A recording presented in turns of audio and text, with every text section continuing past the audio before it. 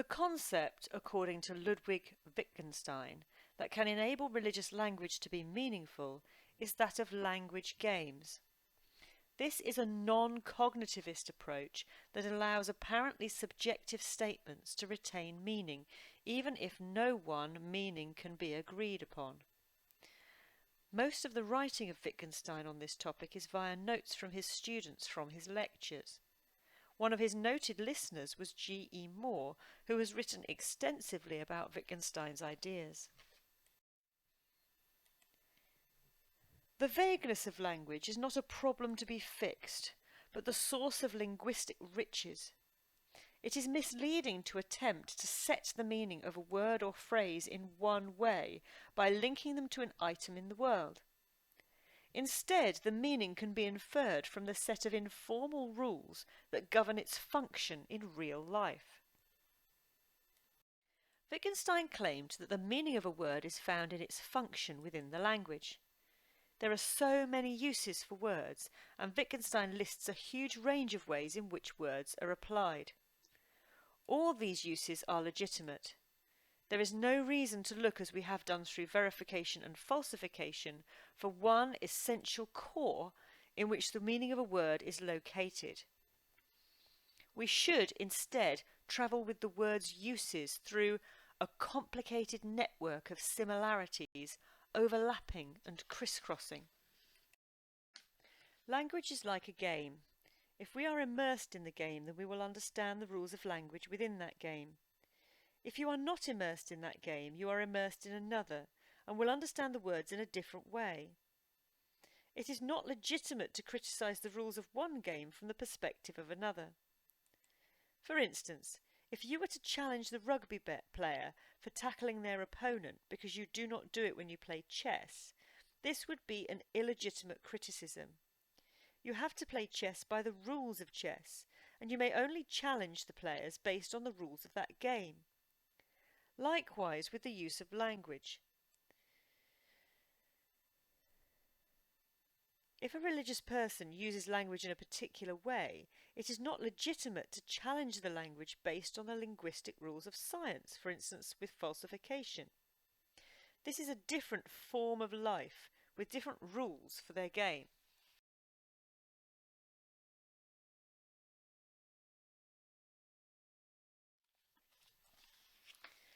Wittgenstein used the term language game to designate forms of language simpler than the entirety of a language itself, consisting of language and the actions into which it is woven, and connected by a kind of family resemblance. The concept was intended to show that the speaking of language is part of an activity or a form of life, which gives language its meaning. Form of life here means the activity or environment that a person is living and engaged in. The term language game is used to refer to ways in which language is used for specific purposes within language as a whole. Language as a whole comprises of a family of language games. These different games are not separated from each other by sharp boundaries, but blend into one another, as suggested by the idea of family resemblance. By making the analogy with a game, Wittgenstein is not trying to make language appear trivial. He is trying to show that there are a variety of legitimate ways in which we will use words, and that these may be connected or resemble each other, but are not necessarily the same. The way that words are used are governed by the particular form of life or game that the individual is part of. For instance, the scientist may be involved in one form of life, whereas the religious mystic may be involved in another. When each speaks of truth, they may mean the word in a related way, but not in the same way exactly.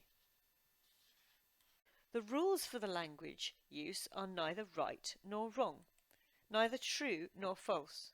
They are merely useful for the applications in which they are applied.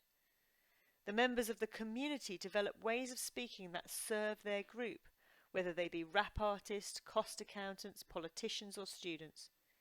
This is the language game or system of language according to G.E. Moore. Even maths is a language game that is played according to agreed rules.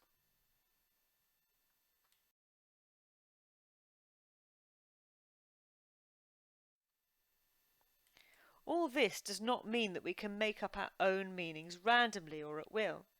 Language is not a private enterprise, it is shared as a community. There can be no such thing as a private language.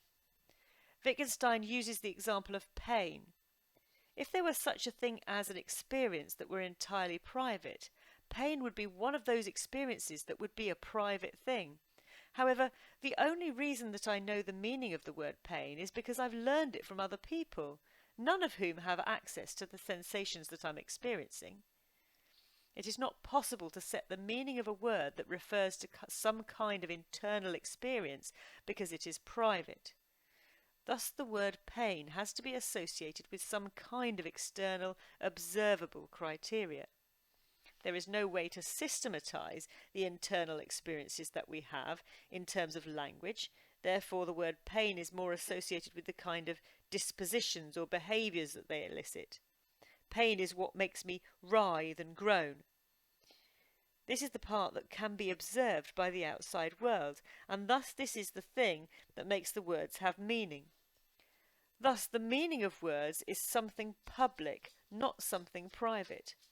However, how they are applied is dependent upon the form of life in which the participants are engaged.